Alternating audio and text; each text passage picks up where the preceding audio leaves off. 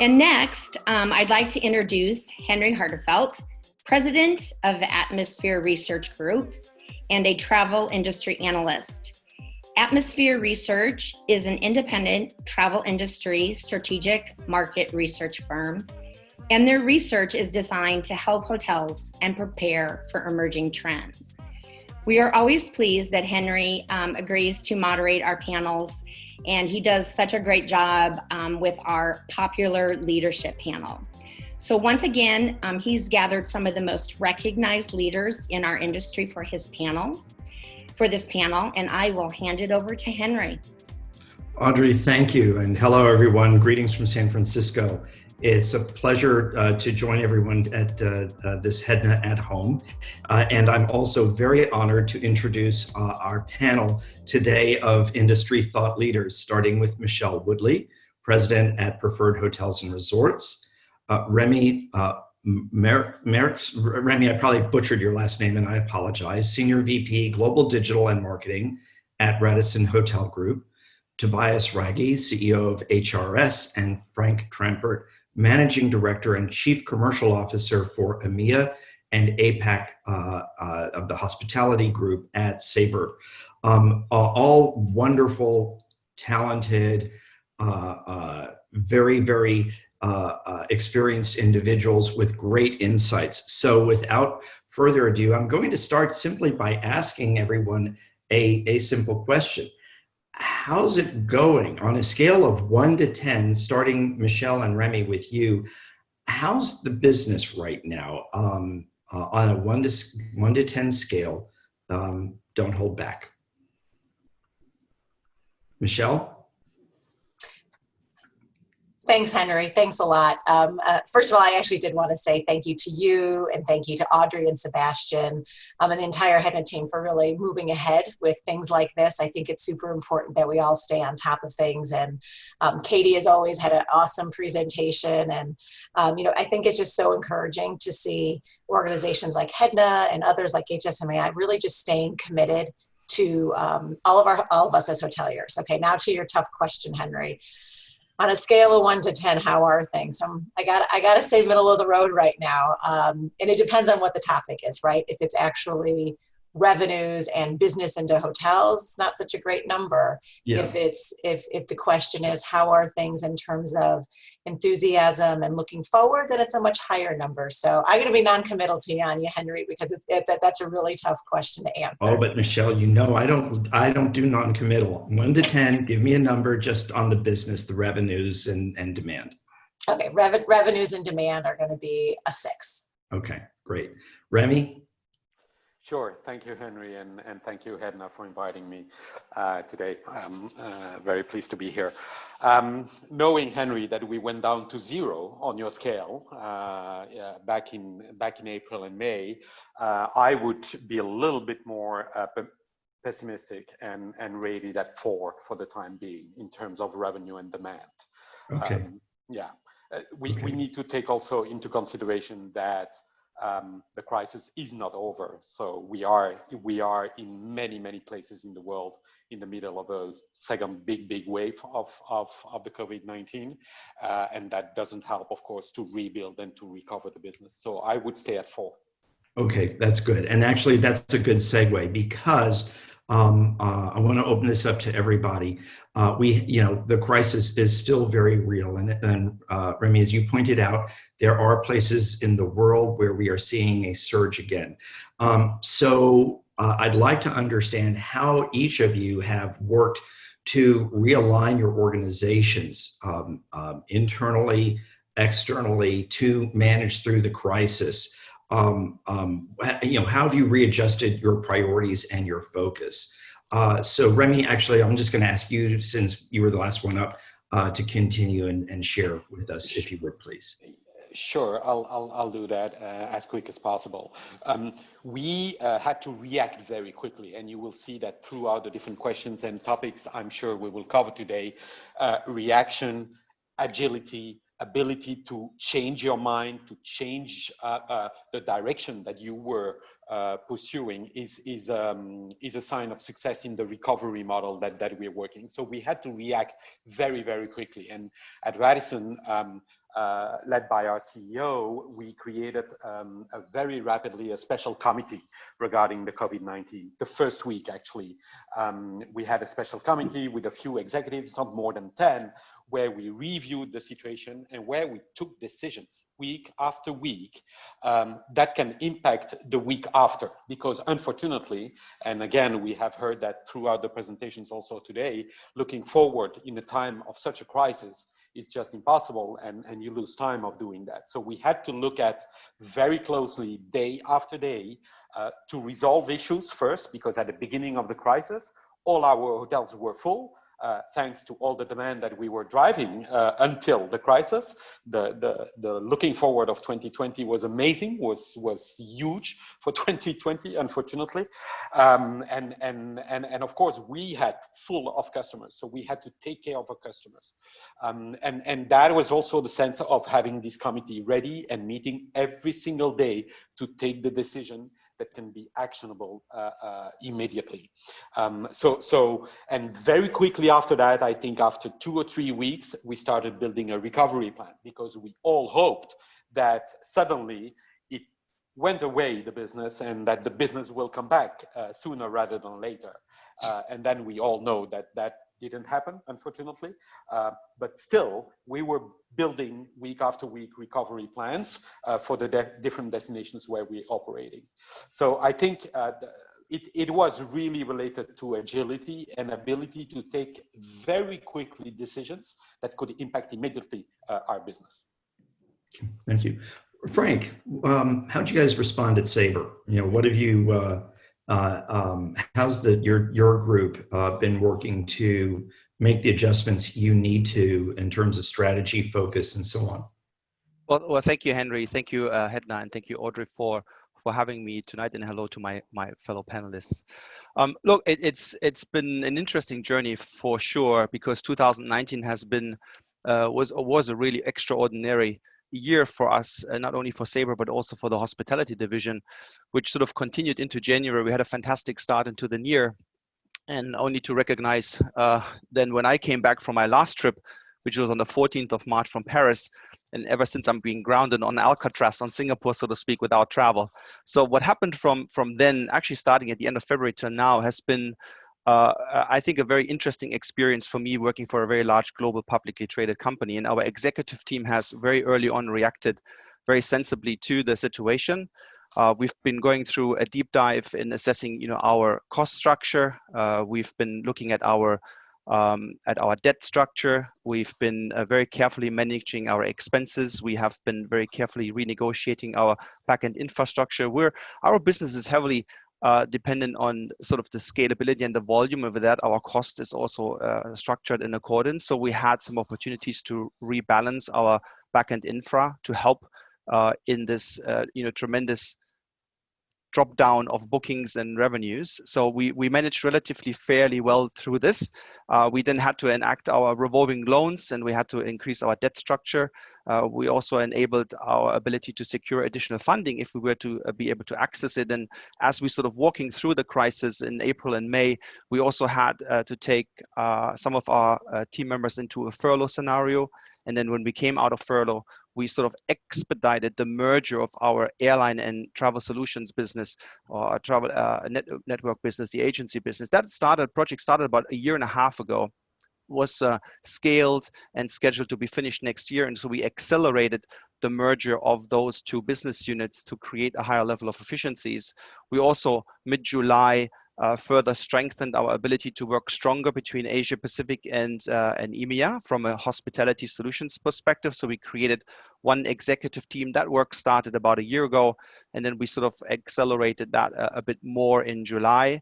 And then we really looked at refocusing and I would say like ruthless prioritization, I would say, on all the various projects so that we have embarked upon, be it from a product roadmap or be it from implementations with clients. And I think the biggest sort of aha moment was that we stayed true to the the sort of overall architecture and structure that we have embarked on early on in 2019, and that is the 5 pillars in which we see our business evolving have remained a core focus for us. And that's, we believe that it is a continued investment into our low-cost carrier business. We believe that, further fostering our relationship with next generation distribution is important. Personalization remains an important aspect. Our ability to invest into a full service property management system from a hospitality perspective was something that we always wanted from the hospitality side of the equation. And we're now sort of having a playing card at the Sabre level to do that. And of course, our cloud transformation project with early on in the year where we announced our Google partnership remains a true focus. So we believe that the restructuring of the business, the realignment from the agency business and the airline business really has set us up successfully to continuously build this marketplace that we expect to mature in 2025, where we have a holistically integrated model playing to the entire landscape of the traveler journey from the agency, the airline, and the hospitality business. So that's sort of a little bit what we've done over the last 6 months. And we believe that the marketplace afterwards will be a dramatically reduced marketplace. Thank you. Tobias, we'd like to get your perspective, please.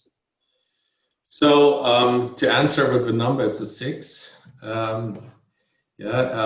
I think, when looking at what has happened, we grounded everybody on March 12th, basically went into a complete home office scenario in 35 markets. First 4 weeks were all about real survival mode, dealing with customer care issues, cancellations, rebookings, was all about cash and cost management. So that was the core priority for the first 4 weeks. And then I would say the second phase of this crisis, from mid-April to August, roughly, we were internally focusing on reassuring our colleagues that things are under control, even if they're ugly. Building and focusing very much on building better forecasting modeling scenarios and capabilities, because all of the top line has an impact of how deep your restructuring has to go.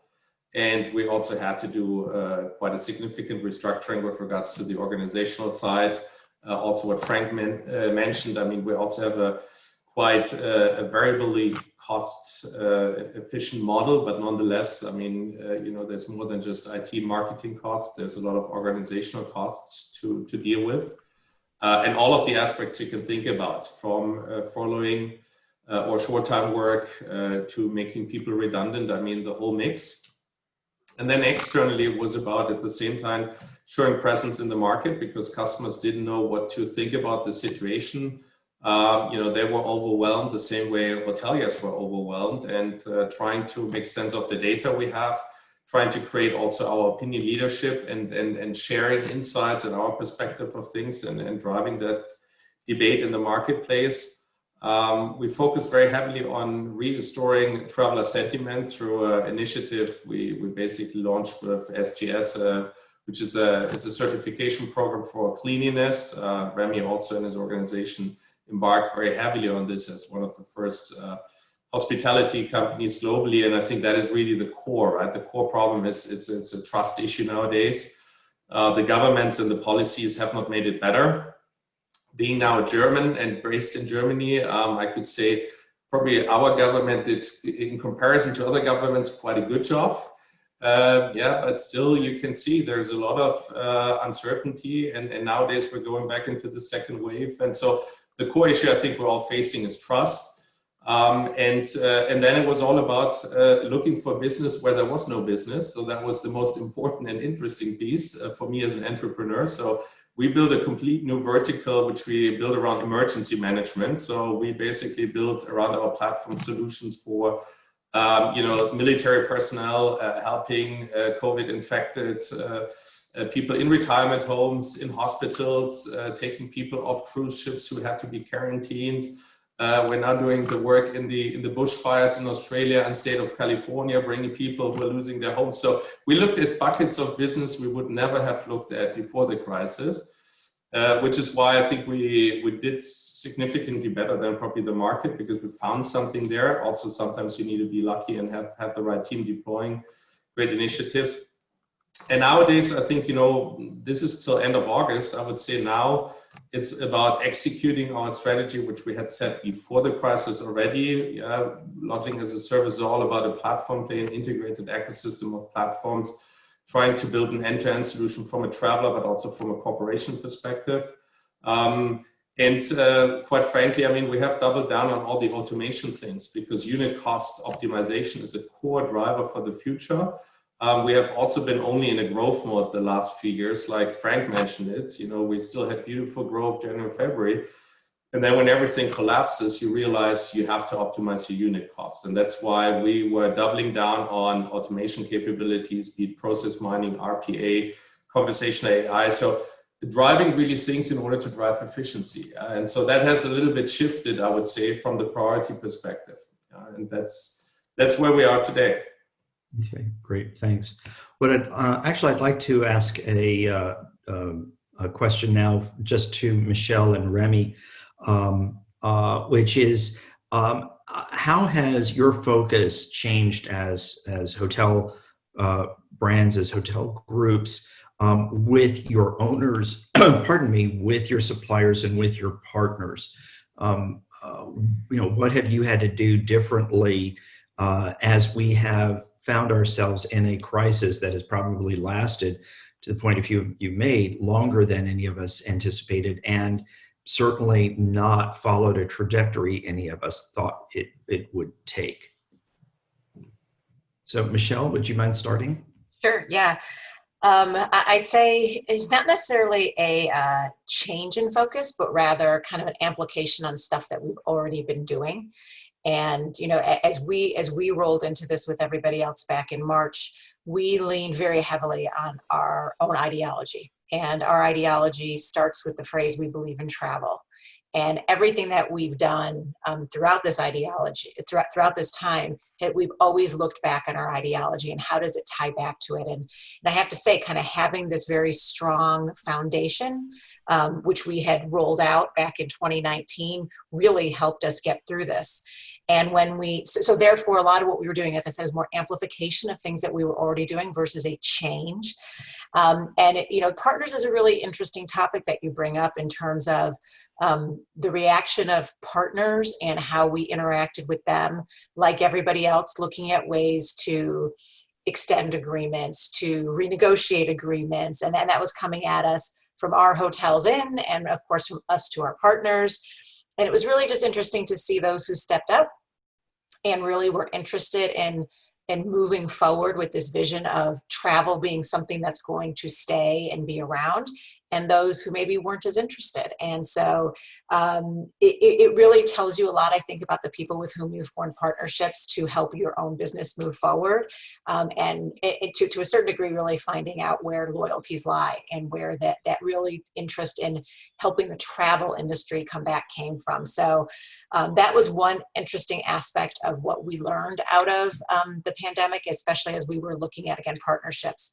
On the sales side of things, an interesting pickup was, and really not a huge surprise and something we were really proud of, is that a lot of our partners on the travel management side or on the agency side and on the meeting planner side, they were telling us, we're not seeing anybody new. If you were not already a partner of ours, we're not opening the door. And so fortunately, we had a lot of very strong, we have a lot of strong partnerships, and our sales team remains out there, engaged, in contact.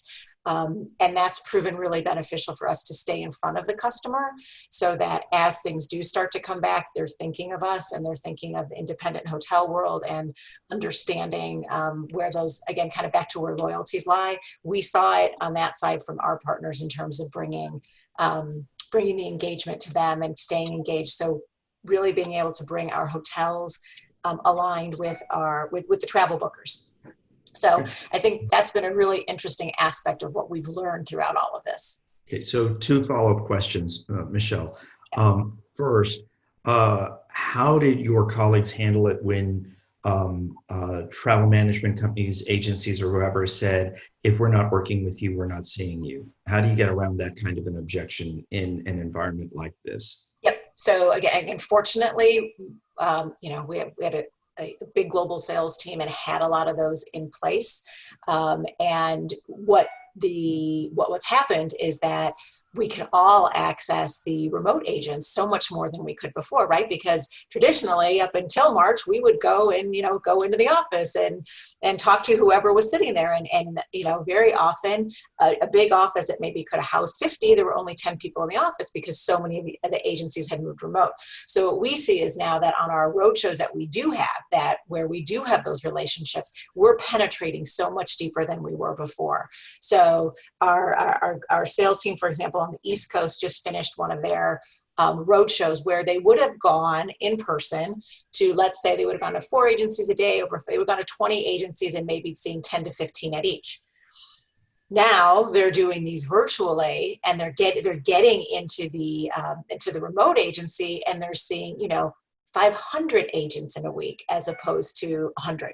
So relationships in place, Henry, is what really helped us through this, and those doors were open to us where we wanted them to be. So we didn't really have a lot of a challenge on that one. Okay, and thank you. And then the next question is, what about working with the owners? You're a representation group, which is slightly different than the traditional brand. Mm-hmm. So I'm just curious, and there are obviously other representation group members at HEDNA. How those conversations been? What's the state of that state? Yeah.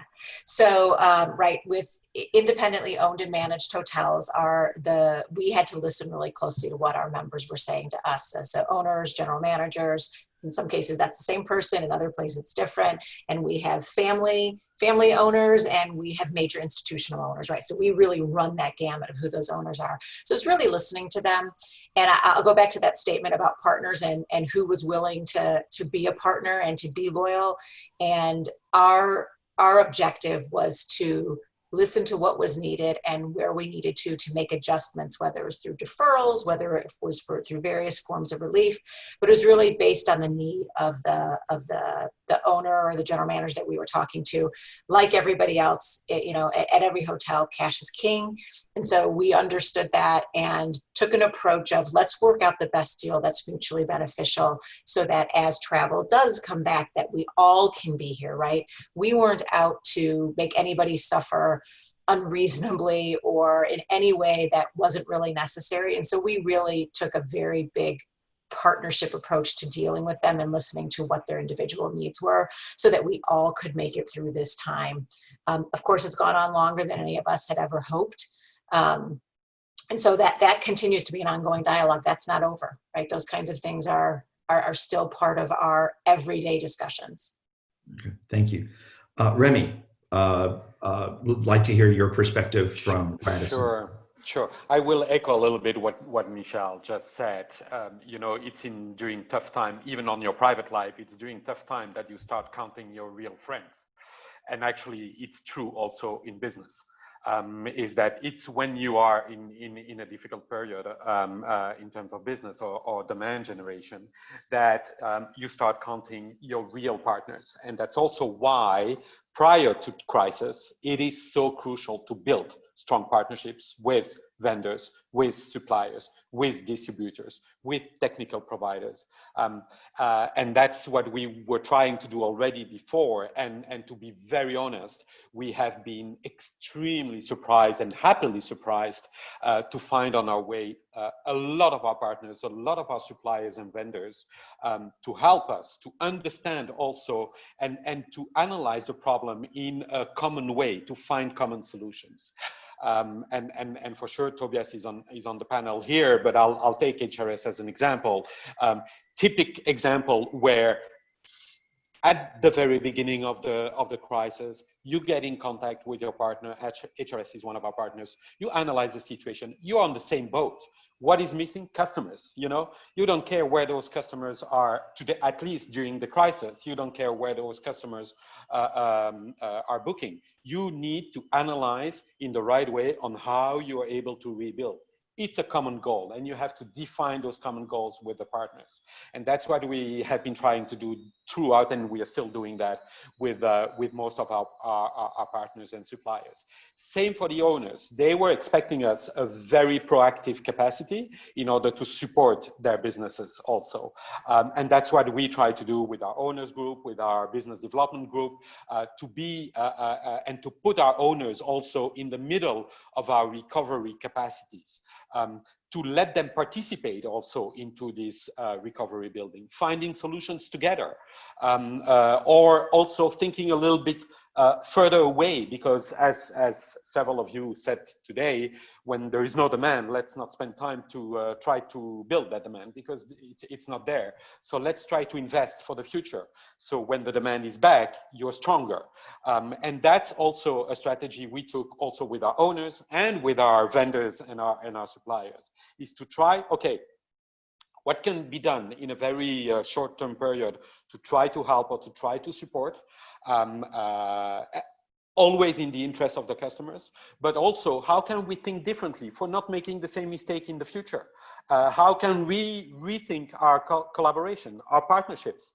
And we found a lot of suppliers and a lot of vendors able to do that with us. And that was a very good surprise. So we will continue. And I believe the consequence of that is that once we will be out of the crisis, the existing or the remaining partnerships we will have, and owners on the owner side and on the supplier side, will be even stronger to look at the future, to innovate together, and that, at least that's how we are trying to look at putting recovery plans together and to roll out to the market. Thank you, Remy. So, question now for Frank and Tobias. How are the requests and questions you're getting from your customers different now in this period of pandemic than they were beforehand? And I'm curious, building on something Remy just mentioned, are either of you starting to see any requests that indicate business recovery is emerging? Well, thank you, Henry. Well, firstly, I would say that Michelle said earlier, we believe in travel as sort of a headline for the brand and for the company, and also in belief on how to approach customers. At Sabre, our headline is, together we make travel happen. And the focus on partnership and people, I think, was something incredibly important. I want to make a brief comment around that, because I think that's core to sort of the way how we engaged with the field and with our partners and clients, our resellers. It's been difficult, because when times are tough, not always is there a solution, an immediate solution. And I have found in my history and my career path with hotels, it's not always been easy to engage with partners, with technology partners or vendors, and for numerous reasons. And I think we have been sort of doubling down in being available to our customers. Sometimes those conversations have not been easy, because we may have not necessarily immediately agreed on the issues. But I can say that being available for the conversations and making a true effort to understand where each party is coming from has made a fundamental difference.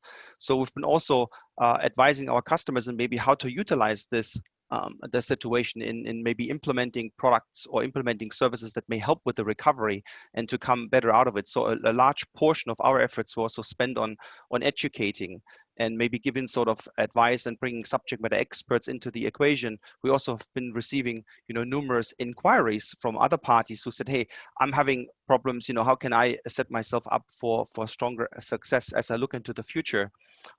I think all those components have sort of come together, and what we have been receiving as inquiries from our hotel clients and prospects is around, how do I accelerate digital transformation in light of this ever-changing consumer who utilizes infused and of course trained very well by the retail industry about, I get all this customization, I get all this personalization, the company or the brand knows so much about me, I would like to have a similar, experience being replicated. And now, of course, I would also like you to demonstrate to me that I can trust you. Tobias has mentioned earlier, about the health and safety programs and certifications that have been developed. So it's not only good enough that the hotel is clean and has a good service, but now you have to provide proof for that. And so we have enabled our system and infrastructure to allow our partners to distribute that information through the GDSs to the clients. For example, we have been doing a lot of work in sort of thinking about how you should think about this digital transformation process into the future, what kinds of steps you should be taking today to take advantage of that. And then also, helping hoteliers to fundamentally think differently about who they are. And they're not necessarily only accommodation providers. I think they're really retailers, right? I mean, if I'm in a hotel and the things that I can consume today when I'm on site are multifold. So how can I bring those kinds of services, into maybe an online environment and accelerate or improve my sales capability, similar to what the airline industry has done?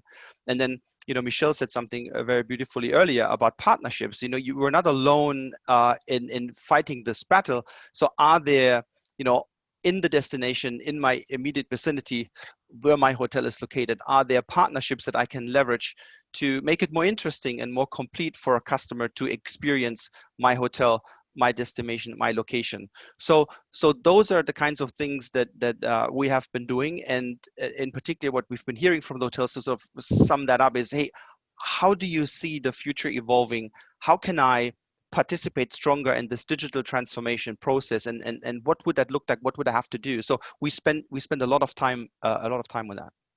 Thank you. And Tobias. So what we have been seeing, I think, is the travelers is all about regaining trust into the customer journey. So cleanliness ranks top of the order. Second thing we have been encountering is mode of transportation has changed dramatically, especially on the domestic landscape. You see much more driving business travel rather than people flying around. So parking has become a higher currency. And the touchless journey. I think there's a tremendous growth in interest with regards to how to enable a virtual touchless journey. So, and this has shed a lot of light on virtual payment solutions. There's a much higher interest nowadays because that is the check-in experience, the payment experience, the checkout experience is a core component of this. And so we see there's a lot of things being much more propelled through this crisis. When you think now on the corporation side of things, which we are often serving as an agent, then looking at the corporation, what we have been seeing is that procurement now looks at different angles. So, flexibility has become top of the order because of all these infections raising everywhere.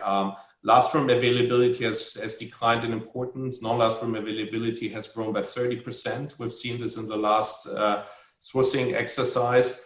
And I can clearly see that sustainability was just suppressed for a certain period of time because the COVID crisis was so omnipresent, but it's now coming back stronger than before. And I think that is going to be the next big battlefield in terms of, fighting for the attention of the corporation, which will have a high emphasis from the financial markets in also trying to facilitate a carbon emission and water and waste energy optimized traveler journey. So that's I would say we see a shift in the product bundle being requested from the traveler and the corporations. Your second question, Henry, was about the business recovery, and what we could see is, April was a fallout. That was the worst of the worst. I'm sure all of us have seen 90% decline or more. So, sometimes I was wondering who are the 10% who are traveling, but since then we have seen a gradual, growth, and every month it really got better. So I think we've seen a very strong August, also driven by some of the domestic leisure business, and then now we see really in September we see a plateau. So we see really a plateau, which is building out in leisure and also in business travel for the transient side of things. And our forecast is seeing that this plateau will hopefully remain where it is, because with all these infections raising now, all over Europe, we really don't know, where this will maybe go down to. I think China has recovered very strongly. Domestically, we've really seen, I'm sure Frank being in the region can just echo this, we see 90 to 100% of 2019. So that has really come back. I'm not talking now about the Golden Week and how important that is, but and meetings and groups, if we look at this bucket of our industry, has been pretty quiet. I think that's obvious, lots of cancellations, and we see that any major event or also internal corporate gatherings are pushed into 2021. We see bookings, so we see roughly a third of previous levels, but all for 2021, and the crystal ball is all about, okay, will it be happening, depending on also the evolution of the COVID crisis. So, I think we really have to say, probably need to get used to the fact that we are plateauing out right now, and we really expect the next significant spike only after the vaccine is out there, because I think that will drive consumer sentiment and also corporations stopping the demand management, which they are doing today, also in order to avoid the cost to go up. Yeah, so it's going to stay tough. Great. And briefly, Michelle and Remy, any signs of business recovery yet? As you guys are looking at your data, any good news out there? I think, just the ups and downs, right? So Tobias mentioned, Golden Week was a great 9 days in China. We had lots of our hotels at 100% occupancy for a few days. So it's great to see those things, much like we saw many of our resort hotels here and in Europe having record July and Augusts, which is all really good, right? Those are those so-called, the green shoots, and those are all really good, but it's nothing has sustained, right? And for many hotels, that corporate travelers is so important, and the city hotels are just continue to suffer. So I don't think that we're quite at that point yet. You hear that the good news of what's going on in China, at the same time you hear about more restrictions happening in Europe. And so it's just this total back and forth. So I think when we look at individual markets, we see these signs. On the other hand, I will say that travelers are missing travel, right? So we've done some of our own surveying of our our loyalty members. I heard a presentation last week from American Express on their cardholder sentiments, and those who travel they miss travel. Like over 85% of them are saying, one of the top activities I miss is traveling. That's a really positive thing, right? And 75% or more of them are thinking about where they're going to go when they do travel. So those are the positives, Henry, but unfortunately, dreaming and thinking have not yet turned into business for us. So that's I wish I had some positive, sustained good news, right? That's really what we all hope for, and it'll come. It'll come. It's just a matter of where and when and how it all evolves with what's going on. Great. Okay, thanks. We have a question from the audience for you, Michelle. With such a diverse ownership group, have you changed the way you conduct ongoing financial reviews of the hotels with regard to hotels staying open? So important to understand that because we don't own or manage the hotels, we don't dig into the financials of individual hotels that deeply. Our reviews more come through what's happening from a channel mix and what's coming through the preferred channels, through the preferred pipe into the hotels. And for the first few months, like everybody, there was nothing coming. So there wasn't a whole lot to talk about, but rather what we did was we changed a little bit and talked to the hotels more about the things that were necessary in order to prepare for recovery or for people starting to travel. So cleanliness. So we formed a relationship with Bureau Veritas, and hotels can be certified through them.